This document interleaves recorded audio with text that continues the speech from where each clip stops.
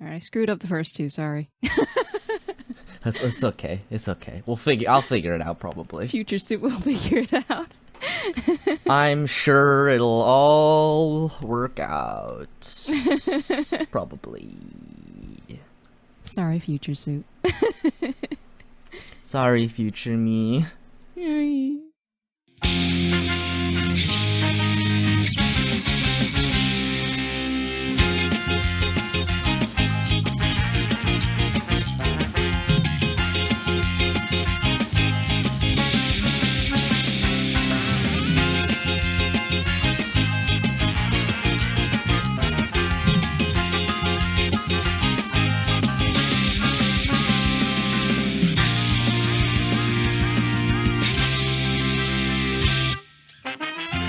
Hello, everyone, and welcome to the Actcast, a podcast for the study of modern visual culture. I'm your renegade scientist, Soup.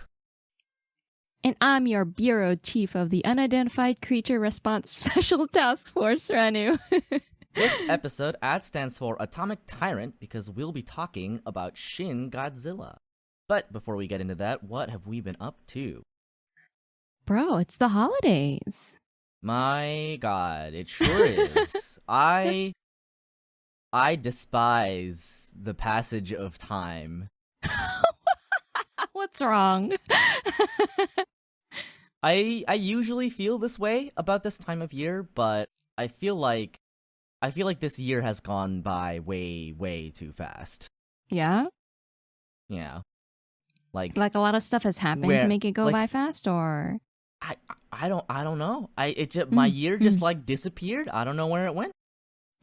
I think I'm kind of in the same regard, and I'm not sure if it's like a lot of stuff happened or if it's like, I know that this year has been way more, at least productive for me as opposed to previous years, but you know, we also had like a pandemic or whatever, so. I guess. Yeah.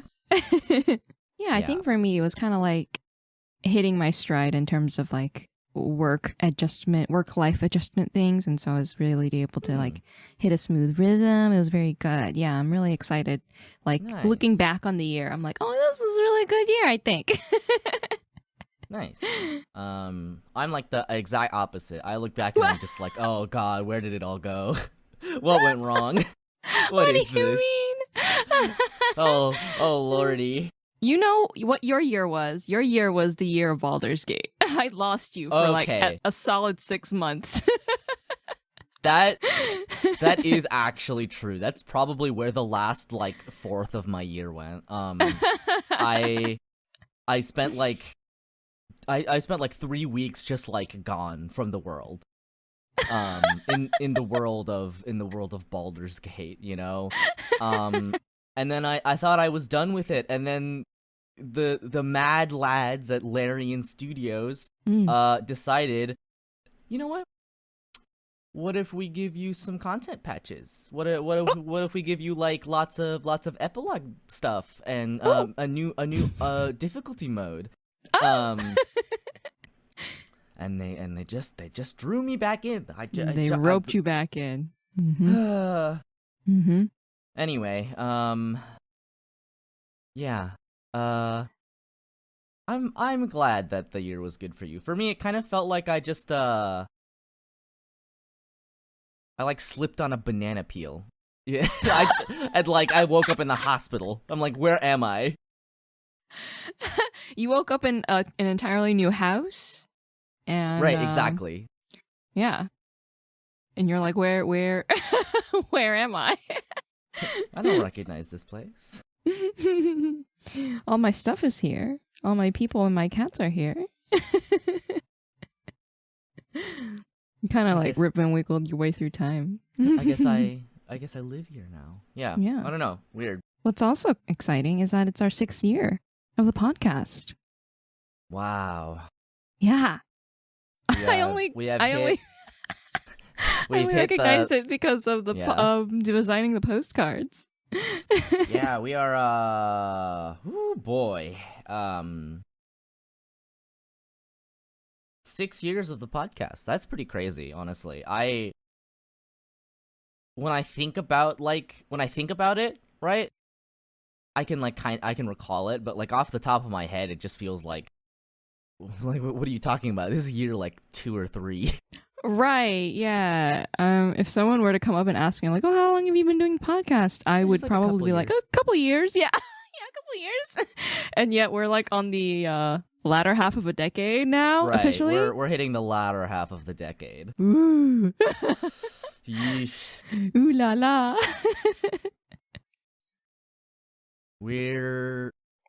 Our podcast is old now.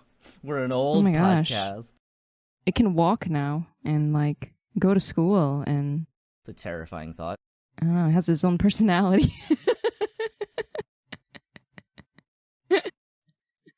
Yeah. Speaking of postcards, postcards are cool. I will have them sent out shortly. Heck yeah. So definitely look forward to receiving those. Yes, anyone listening who is sub to our Patreon, thank you so much. We are sending you postcards. Should arrive, I would assume, around New Year's time, January, something like that, depending on USPS. I would say depending on where you live and in what country and how long it will take the mail system in each respective country to take things places. Anything else? Been up to anything else? No, I mean, yeah, I don't have any. I've done the typical holiday family time stuff, and I've also brought my work computer so I can work here while I'm not doing family stuff, and that's been it. It's been very, very chill. Yeah. How about you? Any stories? Man, since the last time we've spoken, has anything like terribly exciting happened to me? God, I probably not. Well, you finished your Baldur's Gate run, right? I saw you post about that. Oh, yes. Yeah. Yes. I did in fact complete my second playthrough of Baldur's Gate. I completed the new honor mode, which so basically the way that the difficulty works is they just have like the normal mode. They have a relaxed mode that makes like the combat encounters a lot easier. So if you just want to like chill and explore around and you know, do quests and not feel like the world is trying to kill you that hard, you can play that. They have Tactician, which increases the difficulty of combat. Like, I think enemies have more HP, and theoretically, I think the AI is supposed to be a little bit smarter, and I do think that they've tweaked it a little bit so it is better. And then they introduced an honor mode just recently in patch 5, which what it is it's tactician difficulty, except for the bosses now have special legendary actions, which is a feature from 5th edition that they've adapted somewhat, which is cool because it gives bosses a cool, unique kind of dynamic. So it's not like every fight is the same and the boss is just the biggest bag of hit points, right? And the special thing about honor mode is in Baldur's Gate, normally you're allowed to have as many save files as you want. You know, you can make as many quick saves as you want, you know, like Skyrim. And in honor mode, you can only have the one save, and you can't quick load it. Right? So basically the idea is that every decision you make and every dice roll that you make is functionally permanent. Sure. But if you complete it all the way through without party wiping, that's the only way that you can lose your run is by having your entire party wipe. If you make it all the way through the game without party wiping, you get a cool golden dice skin for when you do your dice rolls in the game. Oh, so that was what you posted, was the golden dice. Yep. Yeah. So I did that. I played that all the way through, and now I have the cool skin. Am I done with Baldur's Gate 3? Probably not. I think I probably won't do like too much single player for a little while, but I think I will probably be playing some multiplayer games. Yeah, that sounds like a fun way to shake it up a bit. That way you can loosen up on your own whatever campaign challenge honor mode thing that you were doing. Yeah, I mean, honestly, like it's not that bad. Oh, really? And it just, the only thing that you really have to keep in mind when doing it is just to be mindful, right? Just be vigilant. Because if you ever just like relax and you like walk into a trap and your entire team gets wiped, like that's your save file. That's basically gone. Like you can continue playing the mode, but essentially afterwards you continue in dishonor, right? So you can it's essentially everything is the same except for, when you get to the end you won't get the cool golden dice skin.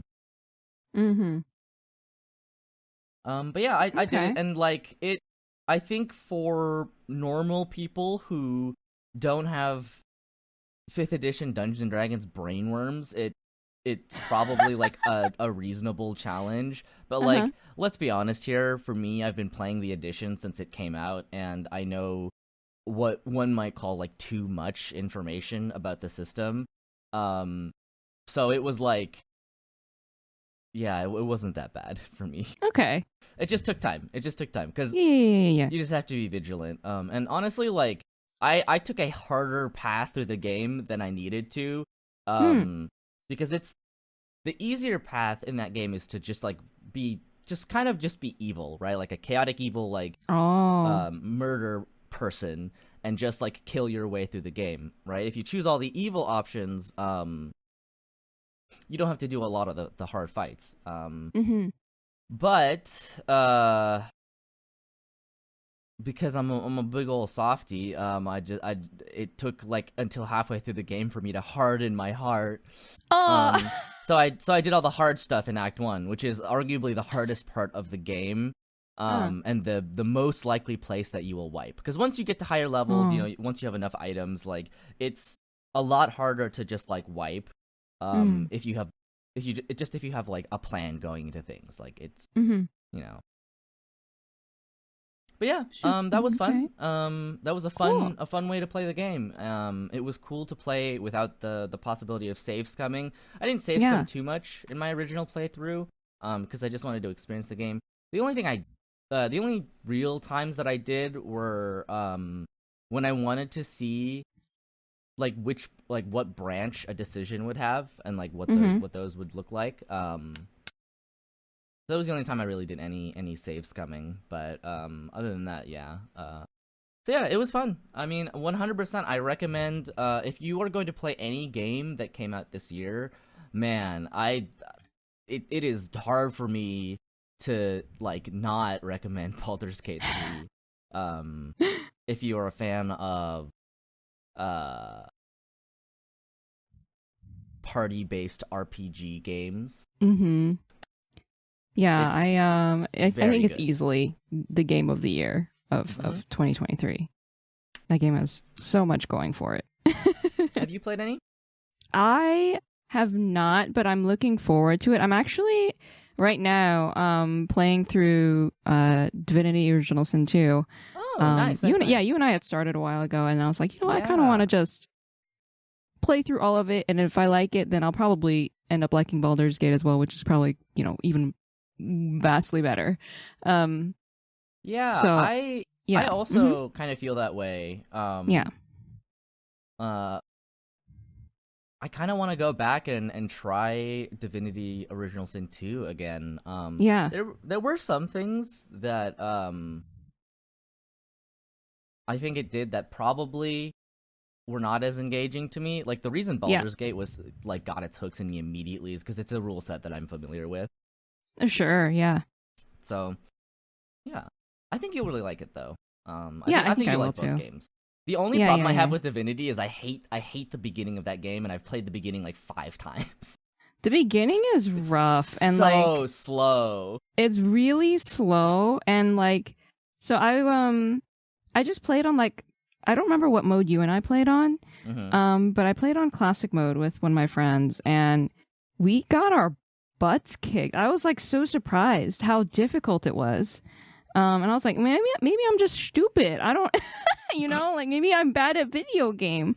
Maybe I'm bad. Yeah, looking it up, and it's like, yeah, I guess your average beginner player at the game is gonna struggle pretty hard in classic mode because it's really, really, really hard to get resources in the beginning. So you got crappy equipment and you're trying to like level up, but all you can't really like it's a little difficult to level grind in that game because all the enemy encounters are like contained, right? You like they don't have like respawn enemies, at least not that I'm aware of. So every encounter matters, right? Which is cool, but it's also really tough when you're feeling really underpowered, right? I feel like when you and I played, we might have played on easier mode, or maybe we just had a better, I don't know, setup. We might have just taken a better path. Yeah. Because like I don't remember us struggling that much. But yeah, when I was playing with my friend recently, we basically just ended up starting over and then like respecing into something a little more quote unquote meta, right? Initially we were like one of us was like a physical class and the other one was a magic class, and then this time we were like, no, let's both specialize on magic and we're just gonna go hog wild on that. I've heard that magic is really strong in Divinity. Because unlike Baldur's Gate and 5th edition, you can just kind of fire spells off all the time. Yeah, it sounds pretty good. Yeah, you just have to mind your AP. You don't have like MP, right? That like depletes over the course of the battle. You just have you have a certain amount of points every turn to use. So that being said, now that we respect and like focused and specialized our team, and we've also found a couple of exploits like the pickpocketing mechanic where you can just oh my god, pickpocketing. Yeah, pickpocketing is so strong, and then like it's so strong. Every Larian game has something that the community refers to as barrelmancy, which is where you just like set up barrels of like explosives, and then you just set them off because the enemies won't like aggro onto you unless you like talk to them. Yes. So you could set up a fight beforehand, you get into combat, you're just like, well, you've fallen into my trap. Yeah, we didn't know the first time we were playing, we didn't realize how much setup you could do before the combat, right? So we would just go into an encounter, you know, just blind. But now that we know that part of it, it's just opened up in a whole new world. It's so fun now. Oh, there's some pretty wacky stuff you can get up to that I've seen in that game for sure. You can definitely get up to some wacky stuff in Baldur's Gate as well. There is a strategy called Owlbear from the top ropes, which takes advantage of the fact that crushing damage, which is like damage caused by falling objects, scales really fast. So if you transform a druid into an owlbear and then you have them jump down onto an enemy, you can just like do hundreds of damage to them because the owlbear is like a super heavy object. Oh my gosh. And it looks so funny when it happens. That's awesome. Yeah. But yeah, I love that. I love that aspect of the games. They're so goofy. Imagine crushing your enemies with that owlbear. Owlbear from the top rope. I'm glad. I would definitely recommend for Baldur's Gate 3 to play a solo playthrough first. And then just fuck around in multiplayer like afterwards. Why do you recommend solo first? So the thing about playing Baldur's Gate 3 is so much like Divinity, right? Each of the origin characters, right? The characters in the game that you can play as, but otherwise, like, you know, you can recruit them into your party. Yeah. So each of those characters has like their own plot line. And it is you're generally going to be swapping party members out to like progress their plot lines, and you'll probably have like a couple of people that you like prefer. And I find that like it's just easier to play at your own pace. And exploring these character stories when you're not pressed for time by involving another person. And I think the stories are really good. Also, the personal like quests for each of the characters is like really good. Okay. Yeah. I love that game. Maybe I'll try Divinity. Maybe. I have like you own it. Yeah, I mean, looking at it, I have 15 hours in it, but I don't remember anything other than like the very beginning of the game because that's the part I keep playing, and I'm just like, I just have to get past this part. It takes so long. Luckily, Baldur's Gate opens up like immediately. That's good. There's like a little intro section, and then it like eases you directly into the world. Yeah, I think what the beginning of Divinity does is like it's trying to kind of like. Don't they like limit your powers? Like they put like a shackle on you? Yeah. Yes, you have a literal like collar on you, and you have to go through specific methods of trying to remove it. And you have to be strong enough basically to go through that quest line to remove it. So yeah. Actually, when I think about it, that's like pretty much the exact premise of Baldur's Gate, except in reverse. Like, you have a problem that you're trying to solve, and you keep seeking out people to try and solve it, but instead of it, like, you know, limiting your powers, it's just, you know, it's present, and it might even be giving you powers. Ooh, oh, ooh. That's cool. Yeah. Yeah, I think it's very funny that Larian has both of us by the neck right now. Yeah, just in different ways. Yeah. But you could easily just like I easily lost like a whole night to Baldur's Gate. Just like, I'm sure I will have many late nights with that game having fun, and it'll take over my life too. It's so good. I feel like the characters you will enjoy a lot. Nice. They're all. I'm excited. They're all characters. That's all I'll say about that. They're all characters. Okay. Okay, cool. Well, other than that, yeah. Shall we talk about Godzilla? Gojira. Shin Gojira. Did you know that Gojira is essentially just like a mashup of two animals? It's like a mashup of the Japanese words for gorilla and whale. Oh, yeah, that's Gojira fun. And Kujira. Yeah.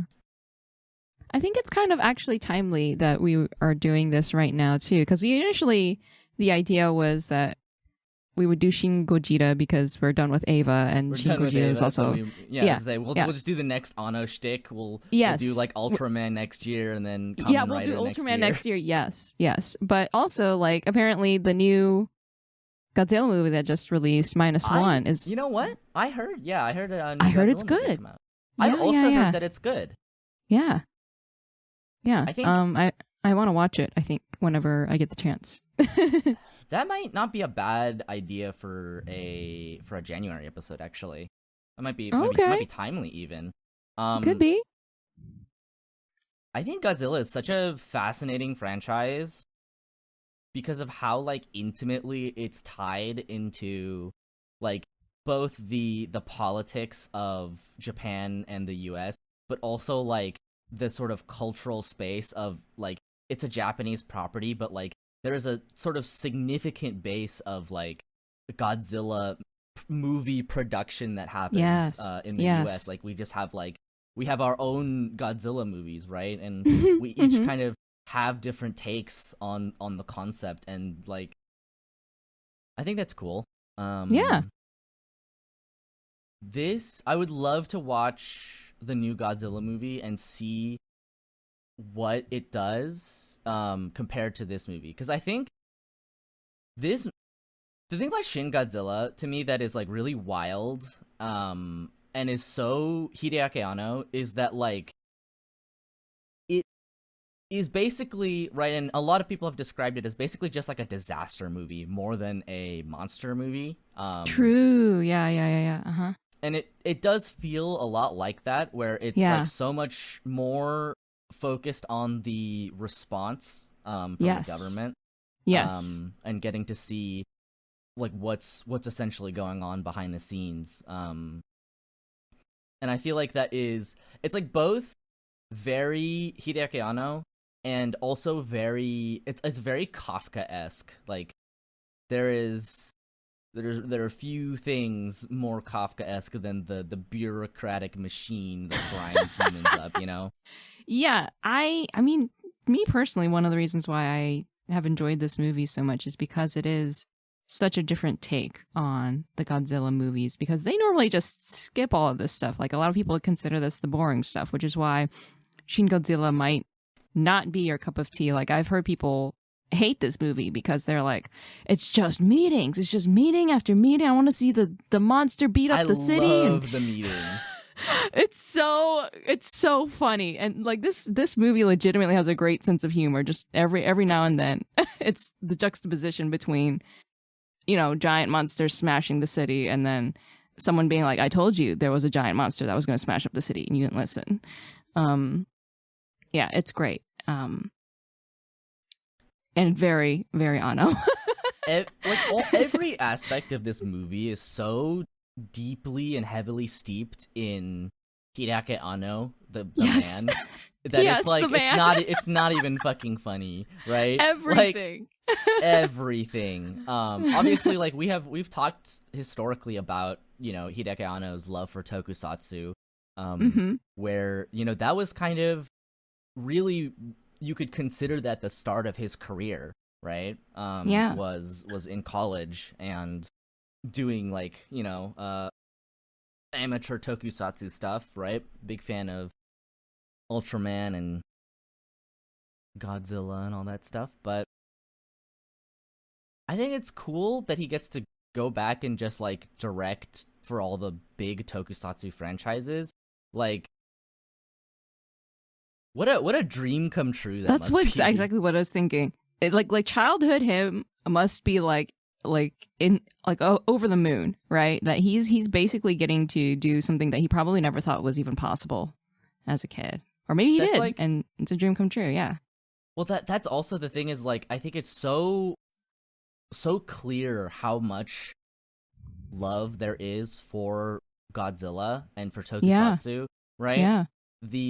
So much of the CG has this kind of, like, it has what I would, like, consider an intentional artificiality to it. Like, it looks a little, like, silly and campy, but like, in a way that I think is appropriate for Godzilla. Yes. For tokusatsu, right? You know, yes. Calling back to the guys in the rubber suits beating each other up on model cities, right? Yeah, no, definitely there's a very specific intent to the way that the creature looks in this movie. It looks awesome to me. I like that there's a mix of campiness and a little bit of modernization. I love that Godzilla kind of just changes throughout the movie, and you start with this, like, really stupid looking fish Godzilla, and, like, gradually he stands up. Yeah, I love that. I love the weird Godzilla. It's so disgusting looking with the wiggly gills and the nubby arms. Ugh. But at the same time, I think that the way that the absolute, like, the absolute manifestation, right, of, like, how raw the Godzilla, like, laser beam scene is like, oh yeah, man, like, that's it. That's that's the best one. That's the best Godzilla beam that they've ever had. Like, just starting from this, like, weird belch of, like, volcanic fire and just, like, like, condensing down into this, like, hypersonic beam. Yeah, that's fucking cool. Yeah, and the music during that part is so good. It's like classic nightmare fuel from Evangelion music. Yeah, I mean, a lot of the stuff is literally just taken from Evangelion. Honestly, I'm taking this with me. Yes, this is mine. This is me. I can't wait to watch drums. Shin Ultraman, and we just hear bum bum bum bum bum bum bum. If they do that, I'm gonna freak out.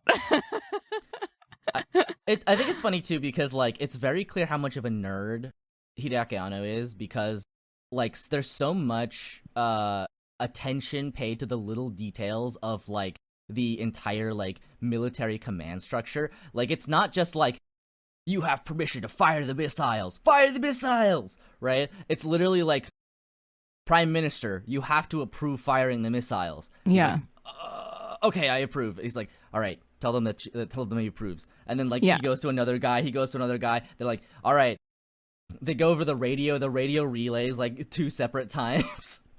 And then they start the actual operation. Like, this is not the kind of detail that you put in for accuracy or for any reason other than you just think it's fucking cool. And like, I feel like, I don't remember when we were talking about this, but I remember talking about how this might have been a conversation with Brandon, where Hideaki Anno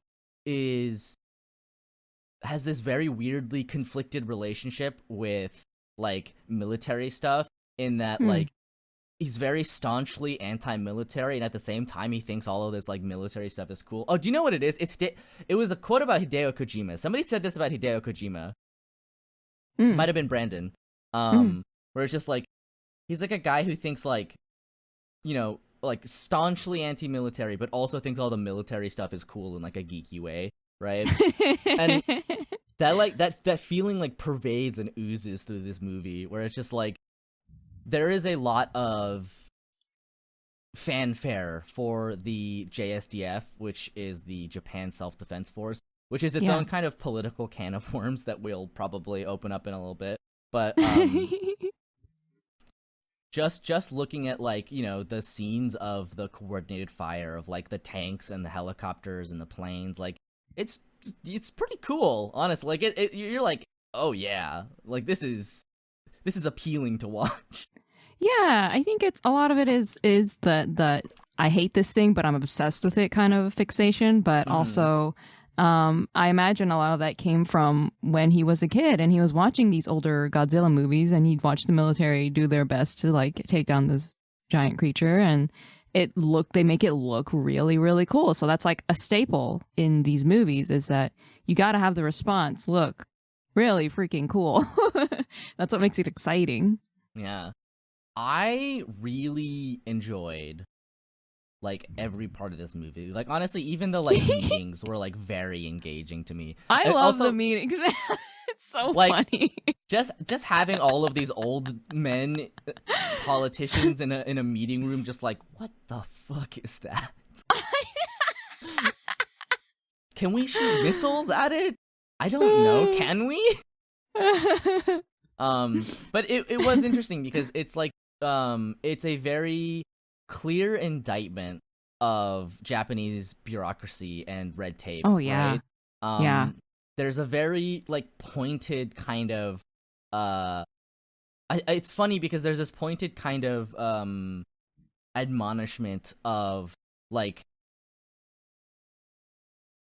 of these like career politicians basically like passing the buck and like making it someone else's problem. Like no one wants to take responsibility for the incident, right? And like, yes, you could see that the prime minister is put in this position where he's like, oh no, what do I do, right? I love how well this movie sets up all of the decisions that the prime minister has to agonize over. Everyone is coming to this man for every decision because he's the PM. And it's almost done in a comical way, right? Even though he's literally deciding the fate of his country. Mm-hmm. And like, just the beginning of the movie where like he's mostly concerned with like, well, how is this incident gonna like, reflect in my re-election campaign, right? Yes. On my career. And then the by the end where he's like so off. and like by the end of like, where the politicians like, get into the helicopter and die, they're like watching as Godzilla, this unknowable creature of massive power, is like rampaging through the city. They're just like, oh god, like every decision I make, it has like such a big impact on people's lives, and like every decision is sacrificing the lives of some for the lives of others, right? Yeah, I like that. I mean, he kind of has a little bit of that character development, right? And and it gives you that kind of hopeful message. And I feel like that's also very characteristic Anno, where it's like extreme devastation and then there's hope at the end. Right. And for the PM, he was, initially focused on image, but then by the end, he was only focused on like the prioritizing civilian lives, right? Like they called off the first like helicopter attack on Godzilla because there were still civilians evacuating. And he kind of had to that was kind of like a turning point with his character. And then, he got blown up in a helicopter, but, before that, it was pretty good. Yeah. Yeah. So very specifically, many people have talked about how Shin Godzilla is much more closely related to the Fukushima nuclear meltdown in 2011, right? And there's I was actually reading into this, and there's more parallels than I actually expected to find. Many people were talking about how the bureau chief Yaguchi is very reminiscent of Yoshida, who was like the director of the Fukushima plant, who basically when the government was like kind of fumbling the bag, like took matters into his own hands and was just like, all right, we're gonna pump seawater into it, right? I don't know how much you remember about this event, but we're gonna like pump seawater into the reactor so that we can cool it down and prevent it from being super destructive, right? And there were some concerns that maybe it would cause some other problems, or maybe like this or that would happen. And so they were ordered to stop, but basically secretly he was like, no, but just keep pumping the seawater. No, but actually keep going. No, but actually like continue doing it, right? This is gonna save us. and it turned out to actually work. So right. That was how they got the situation under control. So a lot of people saw that as both a failure of the bureaucracy of government and the heroism of like one guy, right? Who was like willing to go against the grain. So you see Yaguchi is this like politician. He's pretty young. He's pretty low in the ranks. And people just like dismiss him out of hand. He's like, guys, I think there's a giant monster in the bay, and they're like, that's ridiculous. Why would there be a giant monster there? Right. I like that. It sets up his character up well for the audience, because the audience knows there's a giant monster in the bay. They know that there's a Godzilla movie happening. He's a very like classic like maverick, like I'll do my own thing. Yeah, the audience wants to root for him. And I also think it's really funny. This is another this is such an Annoism, where he gets a team of like just random outcasts and nerds. Yes, right. And he's like, all right, we're a team of random outcasts and nerds, and we're the only ones that can save the planet. It's so good. They have the Rei equivalent. They have the Asuka equivalent. It's great. I thought that was so funny too. Also, just like, oh god, what was her name? Which one? Kayoko. Yes. Yeah. I thought that she was so funny because it sounds like a native Japanese speaking person putting on like an American affectation. Yes. And the way that the American accent is like perceived and translated is essentially just like people just talk loudly and confidently and very fast. Yes, that's that. I wonder if that's what Anno thinks. Like, it must be, because he's so very specific about the cadence and delivery of the actors in his movies or his works. So he's like, you have to talk this way and so on and so forth, and just pretend you're American. Yeah. I mean, yeah. Yep. Fair enough. I mean, it worked for what it was. It's just funny watching it as an American. Yes, yeah. I mean, like, it's the same exact like two-way street of like I'm sure that when Japanese people see stuff that we make that has like Japanese stuff in it, they're just like, well, that's kind of weird. Why would you do that? Yeah. Why would you do that? That's a little strange, you know. But yeah, I mean the thing about like Godzilla as a symbol, right? As a for what Godzilla represents, like there is this very loaded history as a Godzilla as a creature that has emerged as a result of radioactivity, right? Yeah. So like nuclear technology representing both this horrific monster that we cannot like unmake, right? And that is like very difficult to kill. But also like, hope for a better future, right? Because like inside Godzilla, in the sort of internal logic of the movie, inside Godzilla is a new kind of like it's a new kind of nuclear fission or nuclear fusion. Yeah, I don't remember which one they said. Yeah, nuclear fission, I think. Yeah. So it's like potentially a new energy source, right? Yeah. And I would say that Hideaki Anno is not a subtle storyteller. Like a lot of the stuff that he writes and directs is like very on the nose. It will like tell it to you. Yeah. Straight. Yeah. But at the same time, I think the thing that makes him very good at telling these kinds of stories is that he's very good at making sure that the symbolism is easy to read, but is also like really dense. Like it's not just like, oh, Godzilla is nuclear technology, right? It's like Godzilla also is essentially, right, this manifestation of an arms race, right? Of like the sort of like evolving the rapidly evolving nature of like arming yourself to defend against your enemies, right?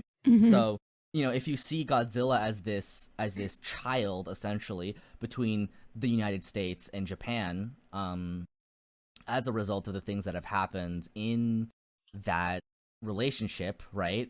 Obviously we have the bombing of Tokyo and the atomic bombings of Hiroshima and Nagasaki, right? Yeah.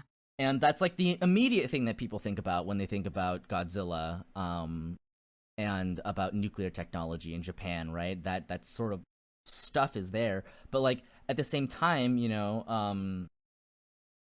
there are layers to it beyond just that, that I really appreciate in Shin Godzilla, because it's really easy to just like, well, I'll just I'll do the thing, I'll do it, I'll do the Godzilla thing, right? But like, I love that Godzilla is like this weird creature, and the strange circumstances of its creation.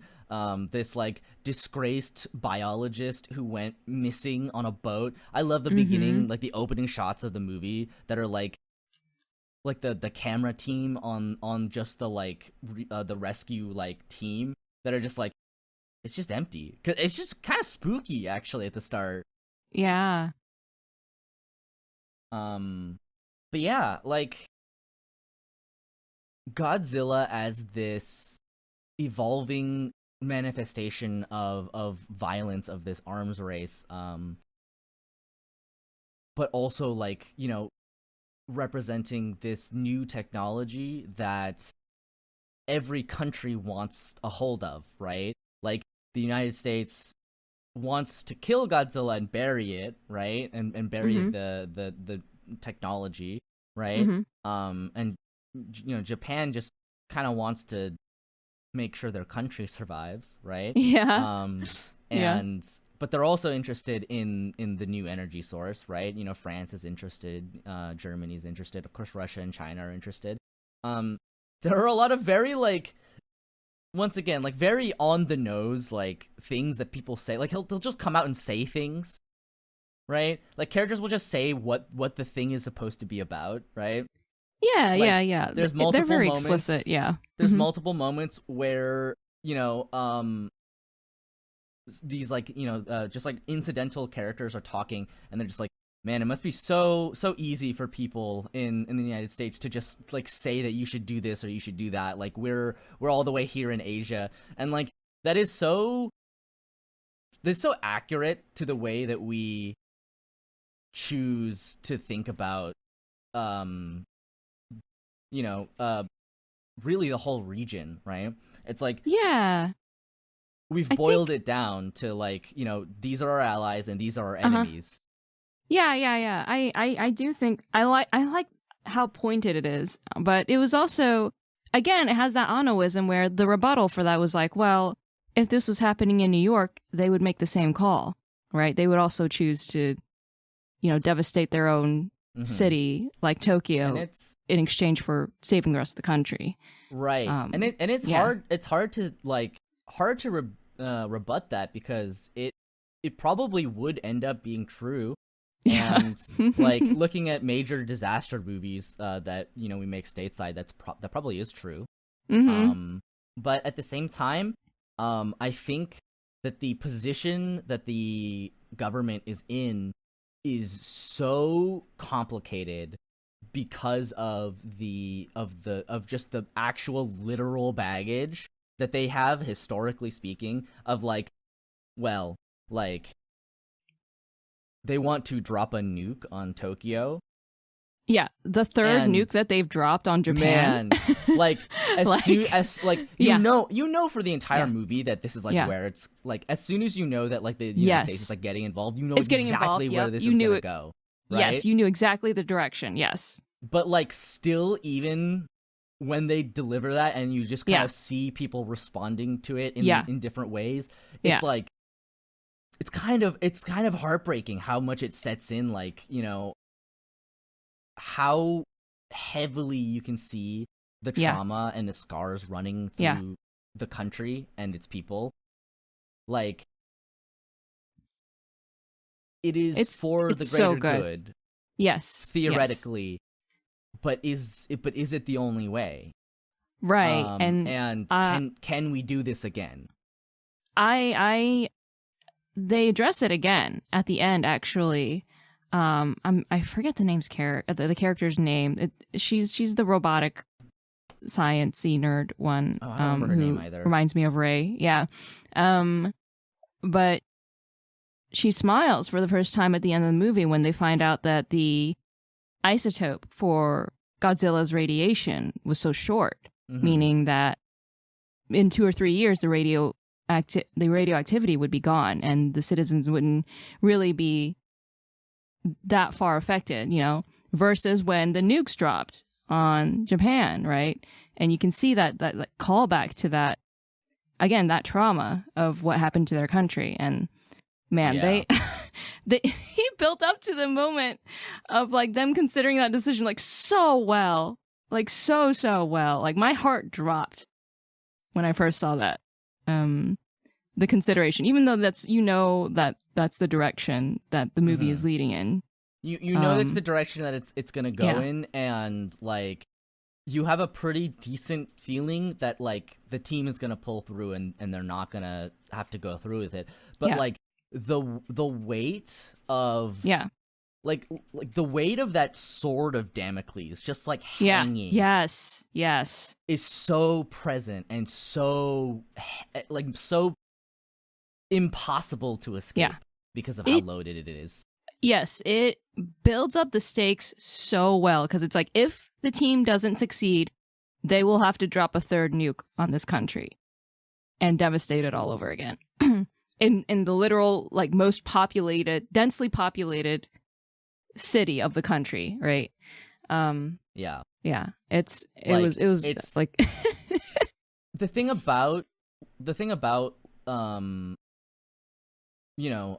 nuclear warheads in this scenario is it does displace and it does kill, but the thing that it does most of all is it salts the land. Like, you Yes, can't exactly. re-inhabit it, right? Exactly.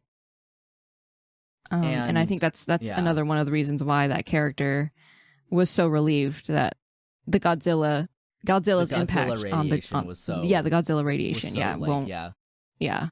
Mm-hmm. Because like the entire city has been leveled, and like, you know that Tokyo is like massive, all these buildings, right? Yeah. And like, you see Godzilla just tearing them up, but but you know, as long as they're able to rebuild, they will. There's kind of this like, you know, solidarity of the human spirit element to it, like, quite literally. Again, you know, Hideaki Anno is not like a subtle man when he tells stories. It just so happens that his work is dense enough that you can like read further, you can take, you know, stuff further, but like, the base sort of message that he's intending to convey is almost always something that somebody just like says, right? Yeah. So like, you know, when the other politician, the guy with the glasses, I think it's like the minister of like the cabinet or something, is like, you know, Japan's like a scrap and build country, like we'll scrap it and we'll rebuild it as long as we can, right? Yeah. This is actually another thing, somewhat unrelated, somewhat tangential, but I did want to bring up that the plan to pump coolant into Godzilla to like kill it, to like freeze it basically, is like very reminiscent of the Fukushima disaster. Because, yes. you know, obviously it's like you're pumping coolant into the nuclear reactor to cool it down. Right? Yeah. But like, when the team is assembled, right? And it's such a stark contrast from the very strict seniority bureaucracy of the government at large, right? Of just like these career politicians, you know, whoever is like the most senior member is like, you know, has the most power and the most influence. And then you have this like tiny scrappy little department that they just like put together. They have like completely done away with any hierarchy within it. They're all speaking casually to each other, and it's just kind of like, literally they're just like, you know, this gives me hope, sir. It's a little bit like the like, we're just human beings working together, right? And that's like the thing at the end of the day, right? Is that aside from the government and like outside of the bureaucracy, like, it really is just people trying to help each other. And you can see, even like as the movie progresses, how much people in their various positions are just trying to help each other. Yeah. Absolutely. I think that again feeds into his narrative of like, humanity will persevere. I mean, that was also a theme in Evangelion too, is that humanity is going to choose to not only just maintain its individuality in Shinji's dilemma, but also that we're going to choose to work together and we're going to choose to rebuild. I mean, that's what the movies were titled. The Evangelion movies. Yeah, rebuild. Yeah. I think that is one of the greatest strengths that Anno has, is that he is so attentive to the everyday people that are caught up in a disaster, right? Mm-hmm. So when in Evangelion, right, like, the world has functionally ended, but there are still people like living in these buildings, and they have like protocols that like retract the buildings into the ground when the giant robots are fighting, right? Like, it's very clear that like it's a space meant for people to live in. Yeah. And there is like, you never forget that the people like ultimately being affected are just everyday people, right? Like, there are just throughout the movie just scenes of like evacuations, you know, more evacuations of people like caught up in the like falling buildings and like trying to run and trying to evacuate, getting stuck in traffic, right? Like, these images persist, right?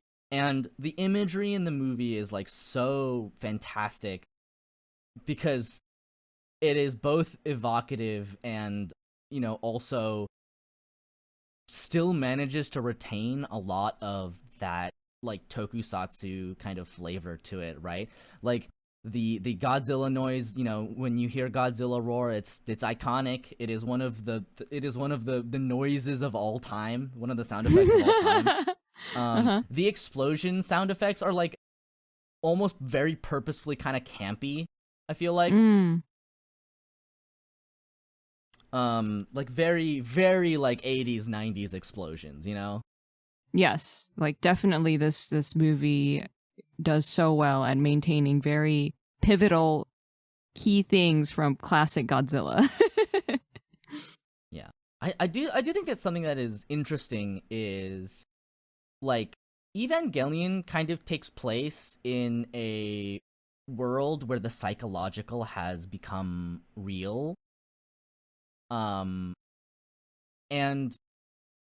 I feel like in kind of a reverse way, like Shin Godzilla feels like it's kind of like the opposite, where the real world, right, this like grounded real world is like manifesting, almost as if it's like almost as if the earth itself or like the people themselves are like manifesting this being just by like existing, just by like believing.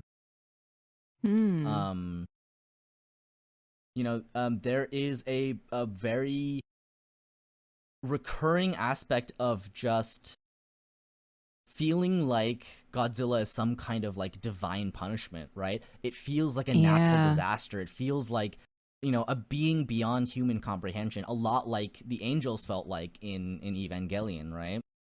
Yeah, there is this kind of feeling of like inevitability that we would eventually all just kind of naturally get to this stage where, at least in maybe in this movie, that humanity has just kind of like technologically evolved to the or advanced to the point that it would create something like this unexpected but natural, right? Like with nuclear technology, and they even refer to it a couple of times as like the ultimate evolution, right? This is the ultimate creature. There's no creature, as advanced as this one. This is where we were headed to, right? Yeah, I mean, just even just like where like the circumstances of Godzilla's birth in this movie, as like, you know, Professor Goromaki, right, lost his wife to cancer, because of radiation, and left this like really cryptic message, and just fucking disappeared, right? And it's like when you see Godzilla from the lens of, you know, being some kind of manifestation, it kind of feels like, you know, Godzilla is this monster that that was created because of, you know, or, you know, is this sort of hatred of Japan, of the United States, like of the things that have hurt the people close to him, right? And there's kind of an element of, you know, the more that they try to kill Godzilla, the more it evolves. And in a very similar fashion to the sort of like, you know, Godzilla as a metaphor for the arms race, right? If you see Godzilla as this symbol of hatred, or of a negative relationship between the United States and Japan, you can see that, you know, funneling military action into it only really makes the situation worse, or, you know, at best like does nothing, right? But also like what ends up destroying the monster in the end is people working together. I think, I mean, it's so poignant to me that, like, you know, it's an expression basically of his wife's cancer, right? The creation of this creature that the more that you try to attack it, the more that it grows, right? The more that it spreads its devastation, right? Just like metastasis.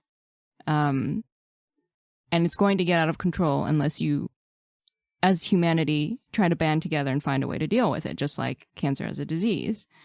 And I like the point they made in there where he just, it's clearly just like a I'm gonna put this out there and I'm gonna show you what I went through kind of thing, and you just have to deal with it, right?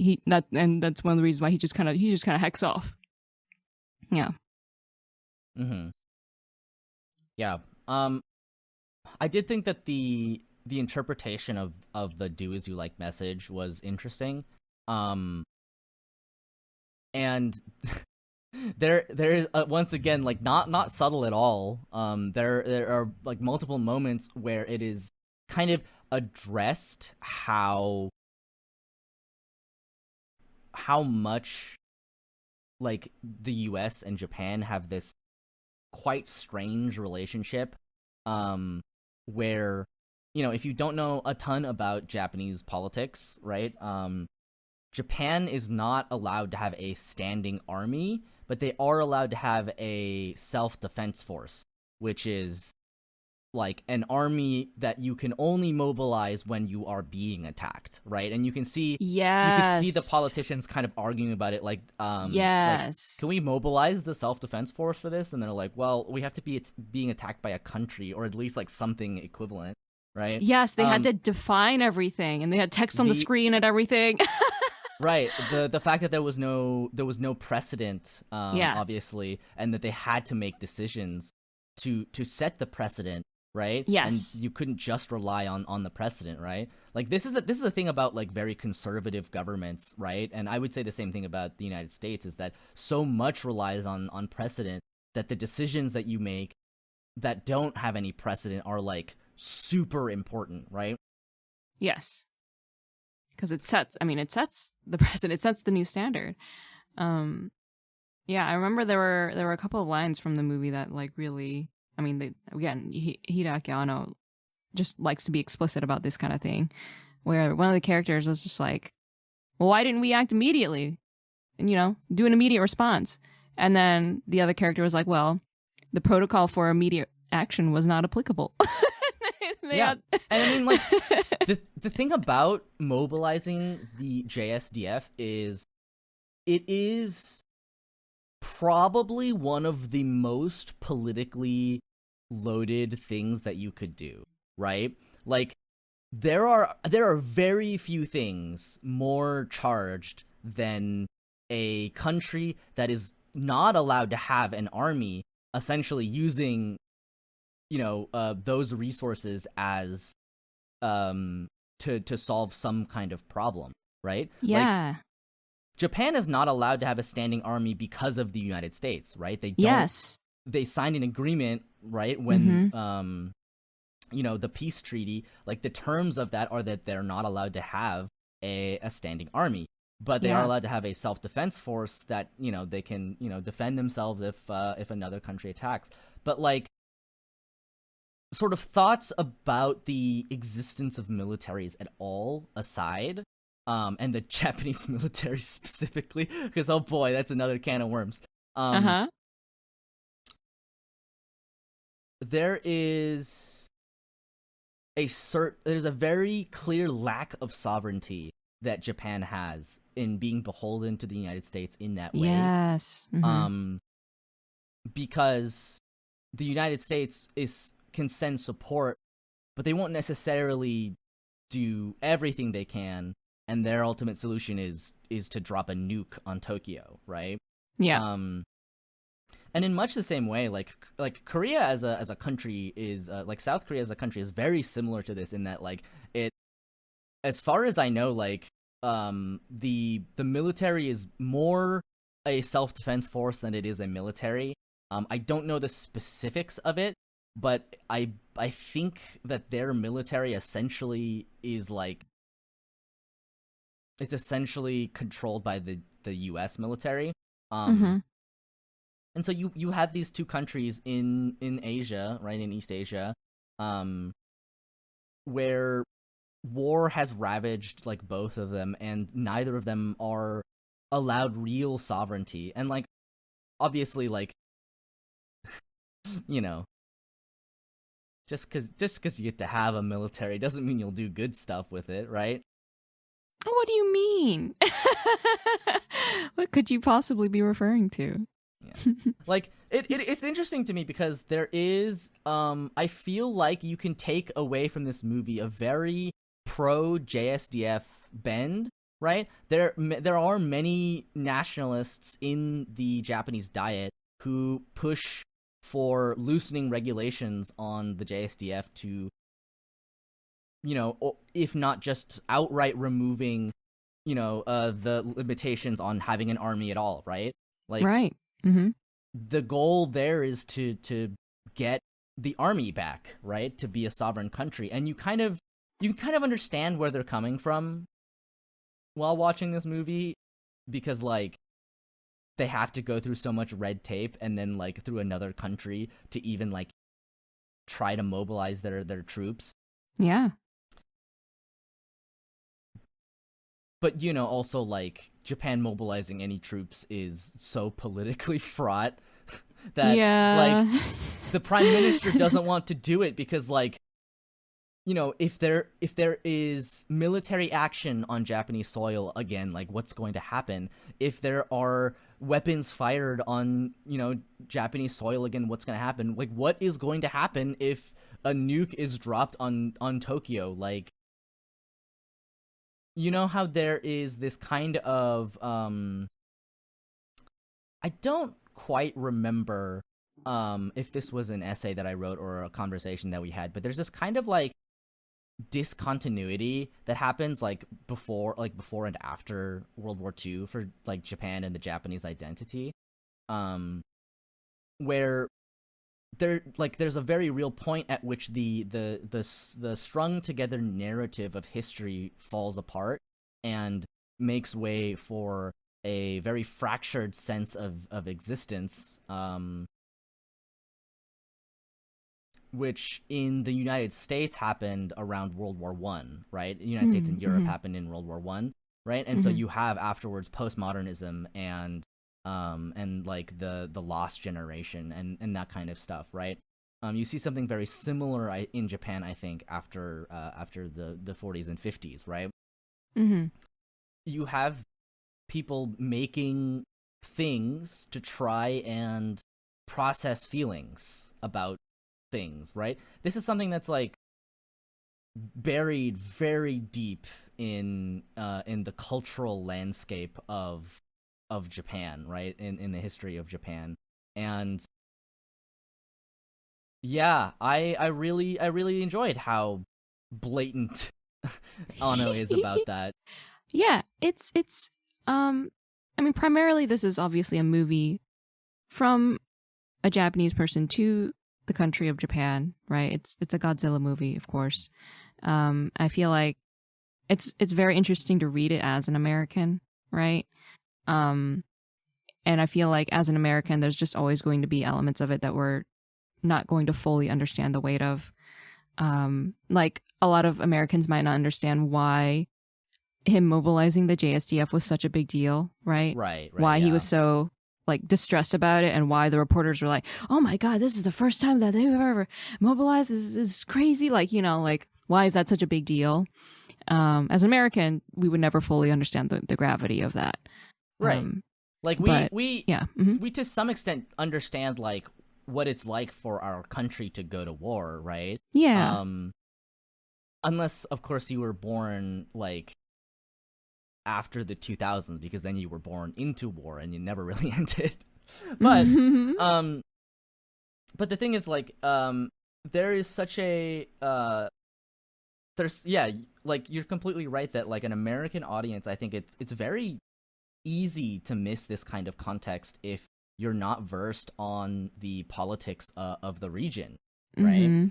And I feel like it is something that like people should know, just because it's, you know, we did that, you know? Yeah, Like yeah, it's that an important part that of was history. America. That was America's fault.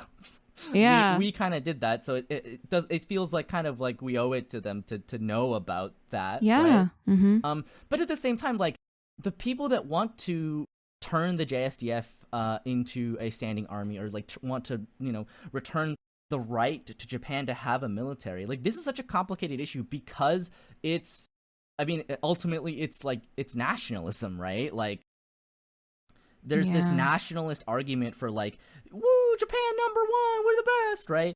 And you know, taking back sovereignty of your country, a thing that is like very real, right? A very real feeling and a very real situation that's happening, right? Is Japan's sort of lack of sovereignty over its own armed forces. But at the same time, like I'm not saying that that's a good thing, right? But it's like at the same time, you know, the United States is not exactly the good guy in this transaction either, right? It's like it is 100% for our own political goals that we have essentially co-opted the militaries of at least 2 East Asian countries. Right. Right? And we're like primarily trying to stop like Russia and China from doing whatever they want with their militaries, right? Mm-hmm. And the sort of, I mean, historically that's been true, but like especially in the 50s and especially in Japan in the 40s and 50s, and especially in Japan. Yeah, I mean, that history is, I mean, it's one of the reasons why I like the way that he ended the movie the way that he did. I mean, Japan ended up cooperating with Germany again, but Germany, and that was like, yeah, right. That, it's like, that was, well, that okay, was a guys, move. all right. Yeah, yeah. Huh? But but then at the end, rather than like going along with the United States' plan, they went with France. They were like, hey, this option works better for us. And I mean, there's a very like, there is a very human-centric, human-focused viewpoint that gets pushed at the movie, right? It's like, if you ignore all the fanboying about, you know, Godzilla and like cool shiny tanks and helicopters and missiles, right? At the very end, like the acting prime minister is just like just acting in accordance with like pure humanist principles, and that is an unexpectedly powerful thing to say for someone who is in a very, you know, at the very top position of the government, right? Because it feels so often like our governments don't act from humanist principles, like they just are focused on, you know, either their own careers or like where our country is power-wise compared to another country, or you know, like where the country's economy is. Like this is obviously a big talking point, is like capitalism. It always comes back. Yeah, but I did really like that at the end of the movie. You know, they're just he's just like, actually, we just released the information. Like it's just free information now, right? Yeah, like, yeah.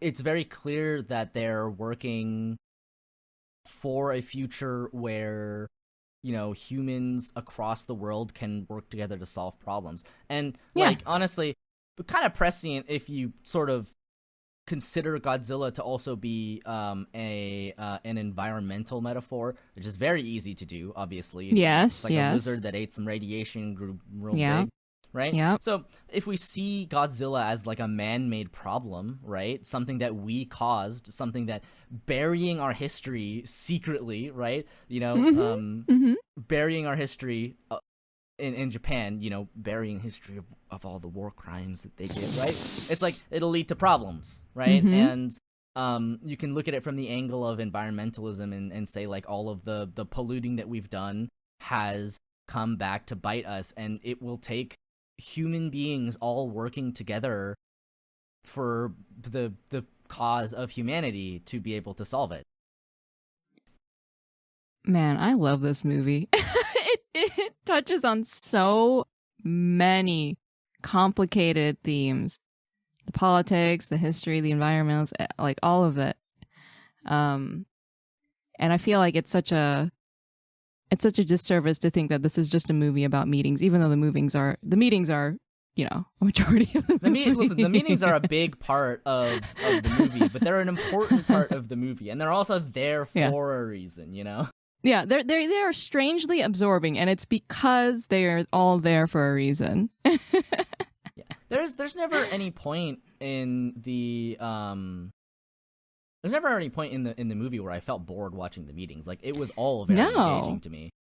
Yeah, and I think it's because he's addressing so many of these complex themes and messages, and I feel like he did it the right way, because you kind of do have to be explicit sometimes if you're balancing if you're kind of juggling so many different things.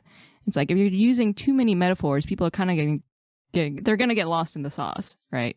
So sometimes it is fine to say, I don't know, stuff like, there was one time where one of the characters was like, any decision requires a meeting because of bureaucracy sucks.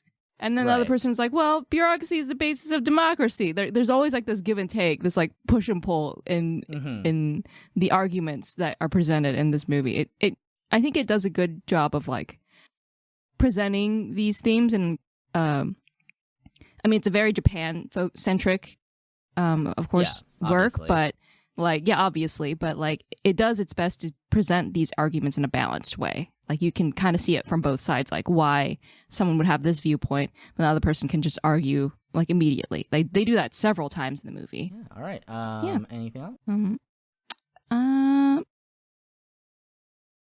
I like the final shot of the movie. You just see Godzilla's corpse there in the middle of the city, and it's very Godzilla's weird, messed up tail. With all the human beings crawling out of it. Yeah. Yeah, the silence was very striking image. Yeah, it's very striking. I feel like a lesser movie might be like they might go for like there's like a flicker of light in Godzilla, like he's not actually dead, you know, like the evil never dies kind of trope, which I mean that kind of stuff is fine too in like horror movies. Right. Yeah. But like it really feels like humanity kind of earned their victory during this moment. I mean, Japan earned their victory against Godzilla, and like ending it on that final moment with Godzilla and the people on it's great. The movie to me is like, it's such a great work from start to finish. I wasn't sure how I would feel about Shin Godzilla upon rewatching it. But like I was thoroughly engaged the whole time. And that's pretty rare for me for watching like a movie. For a rewatch, right? For a rewatch especially, yeah. Yeah, for me too. I was also a little like, oh, I do remember that there was a bunch of bureaucracy in the movie, and that's kind of like the point, and I wasn't sure how, you know, maybe I would like work on something while I was watching, and then there was I tried to work on something that I couldn't. I just ended up watching exactly. a movie. Yeah, me too. I was just like, maybe I'll just have it up while I work on something. And no, the movie's just so engaging. I mean, I can't like at the end of the day, like I just can't hate a movie that is put together so well and has so much love and attention paid to like the source and where it came from, but also adapting it for new contexts, and also just like seeing a guy who really likes something get to make something for that property is really cool. And also like Weird Godzilla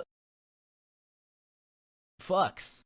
Weird Godzilla rules. Like, no, he's so gross. I think that they're like I'm not sure if there is a single scene in any movie to me that is like fucking cooler than when Godzilla is like focusing its laser beam. Oh no, yeah, that part's amazing. Fucks. That was crazy. Like from the graphics to the sound design, like chef's kiss. It was amazing. Good fucking work. Jesus. Okay, all right. Well, that will do it for this episode. That'll do it for the year. Yeah. Happy podcast anniversary. Happy podcast anniversary. We didn't plan anything like super exciting this time, but you know us, we've been busy. But yeah, thanks for sticking with us so long. We will be back next year, and hopefully we'll be back to a regular-ish schedule. I don't know what your travel schedule is like for holiday stuff. I know that you have a con this week. Yeah, I've got a convention next week. I'll be going to Holiday Matsuri, and then in January I'll be going to MagFest, but winter's usually pretty light on that kind of stuff. Yeah, convention stuff. Yeah. So stuff should be doable, especially if we wanted to do the new Godzilla movie for January. Ooh la la. Yeah, might be interesting. Could be interesting. And then obviously, next year we'll talk about the next in this trilogy, Shin Ultraman. Oh my gosh, I'm so excited. I've kept myself unspoiled about the whole movie. Me too. If there is any figure that is more culturally loaded than Godzilla, like it might be Ultraman. It might be Ultraman, yeah. Hard to say. Well, thank you so much, and thanks everyone. I hope your year was good. I hope it was better than mine. My year wasn't banana bad. peels? Yeah, my year wasn't bad per se. I just like blinked and it was over, right? Yeah. Who are you? Where can we find you on the internet? Hola, I am Renu, also known as Swan. You can find me on Instagram at swan.drawn. You can find me on Twitch, Twitter, Tumblr, all the other stuff at swandrawn.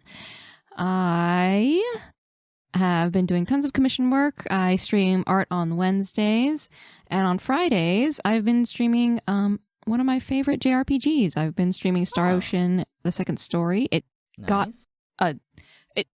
got a remake this year, so I was like, oh my god.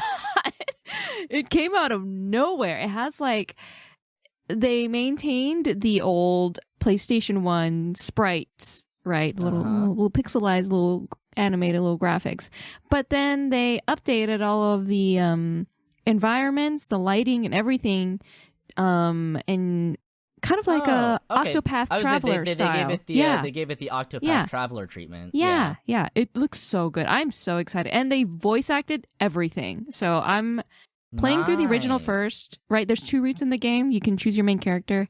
I'm playing through as one main character in the original PlayStation 1 version, and then I'm gonna do a playthrough of the remake with the other characters. So it's gonna be, we're gonna get all of it. Yeah, it's great. I highly recommend it. If you want to come by, you want to check out the game, if you want to come say hello, please feel free. Like I said, I stream every Wednesday and Friday evening on Twitch. Right.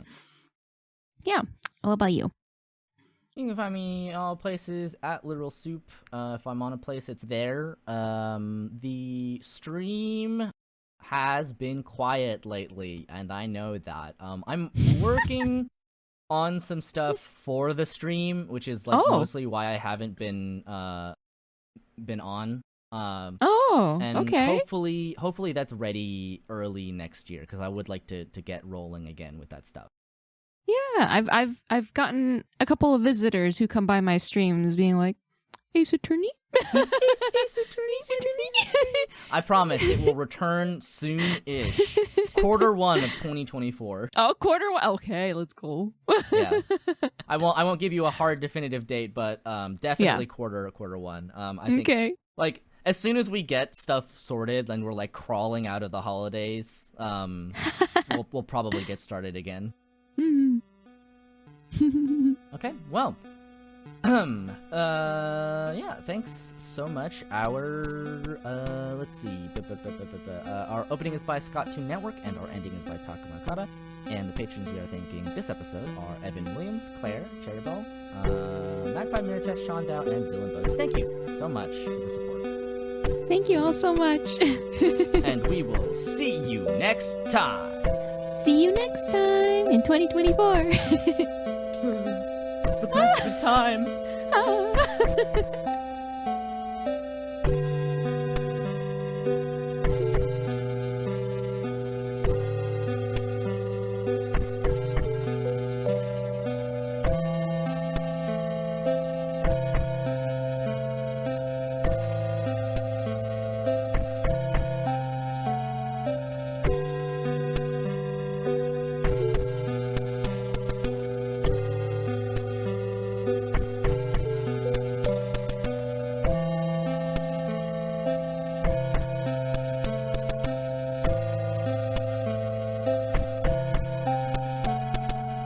さようなら。また明日ね。